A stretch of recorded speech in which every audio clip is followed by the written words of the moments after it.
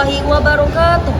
Kami, mahasiswi Universitas PGRI Palembang, Fakultas Ekonomi Bisnis, Program Studi Manajemen dari semester 2, kelompok 6. Di sini kami akan memenuhi salah satu tugas mata kuliah pengantar ekonomi makro dengan dosen pengampu Dr. Nurkadina Novalia, SE MSI, Yang berjudul Pertumbuhan Ekonomi. Guys, pernah lihat berita ekonomi di Indonesia tumbuh 5% nggak? Atau dengar dosen bilang PDB naik 2%? Jujur, awalnya saya juga bingung. Maksudnya, duit negara bertambah atau gaji kita juga ikut naik? Tenang. Di video ini, kami akan ngejelasin apa itu pertumbuhan ekonomi. Nggak pakai rumus rumit, apa itu pertumbuhan ekonomi? Yuk mulai yuk. Pertumbuhan ekonomi adalah proses meningkatnya kemampuan suatu negara dalam menghasilkan barang dan jasa dalam jangka waktu tertentu. Coba bayangkan, ini kayak naik level di game. Tahun lalu desa kita bisa bikin 100 roti dan 50 baju. Tahun ini bisa bikin 105 roti dan 55 baju. Nah, itu artinya ekonomi desa kita tumbuh 5%. Alat ukurnya disebut dengan PDB atau Produk Domestik Bruto. PDB itu total nilai semua roti, baju, jasa ojek online, potong rambut, sampai konser musik yang dihasilkan suatu negara dalam setahun.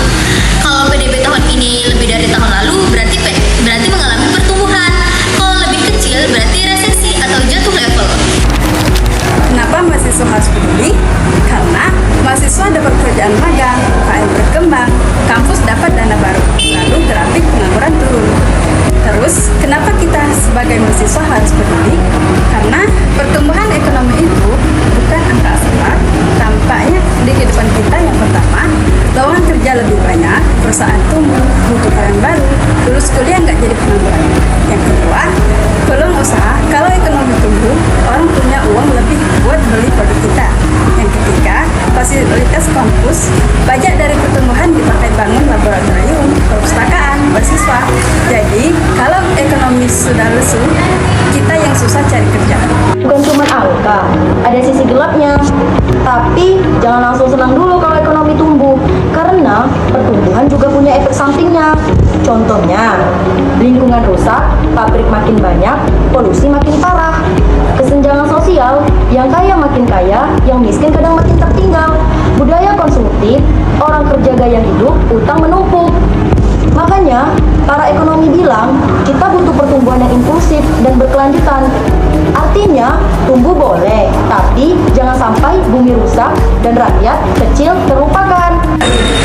Jadi, kesimpulannya buat mahasiswa, pertumbuhan ekonomi sama dengan naik total barang dan jasa atau PDB. Penting buat lapangan kerja dan fasilitas publik, tapi harus dikelola agar tidak merusak lingkungan dan melebar kesenjangan. Nah, buat kita sebagai mahasiswa, bukan cuma penonton, kita bisa ikut dengan belajar, berinovasi, berwirausaha, dan kritis terhadap kebijakan. Nih, pertanyaan buat teman-teman sekalian. Menurut kamu, mana yang lebih penting buat Indonesia sekarang? Tumbuh cepat atau tumbuh merata? Tuliskan jawabanmu di komentar ya. Jangan lupa like, subscribe, dan share ke teman-teman. See you di